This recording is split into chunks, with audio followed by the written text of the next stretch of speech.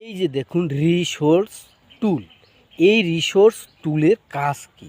এই রিসোর্স টুল সম্পর্কে জানা দরকার প্রত্যেকটা মানুষের, যারা ফেসবুকে কাজ করে প্রত্যেকেরই জানা দরকার যে রিসোর্স টুলটা কি, এই রিসোর্স টুলের কাজটা কি।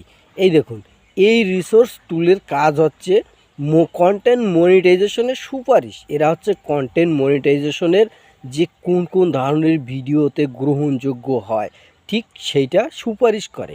এইটা সুপারিশ হচ্ছে রিসোর্স টুলস।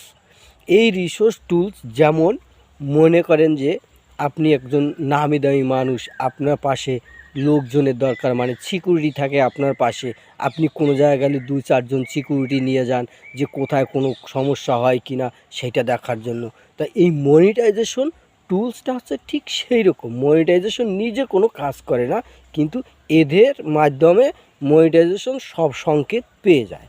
তাই এগুলো প্রত্যেকটা লোকেরই জানা দরকার। এর থেকে আপনি ক্লিক করে আপনি ভিডিও আপলোড করতে পারবেন, কিন্তু সেই ভিডিওগুলো হতে হবে আপনার একদম অরিজিনাল কন্টেন্ট, নিজের কন্টেন্ট এবং আপনার নিজের ফেস। কারো কপি কোনো কন্টেন্ট দিলে এগুলো গ্রহণযোগ্য নয়।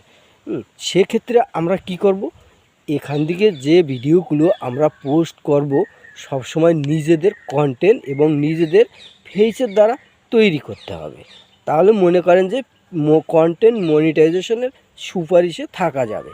এবং এরা হচ্ছে ভিডিও সাজেস্ট করে সব জায়গায় পাঠায়, কোন ভিডিওতে কীরকম ভিউজ হয় বা না হয়, এদের মাধ্যমে সব কিছু দেখানো হয়।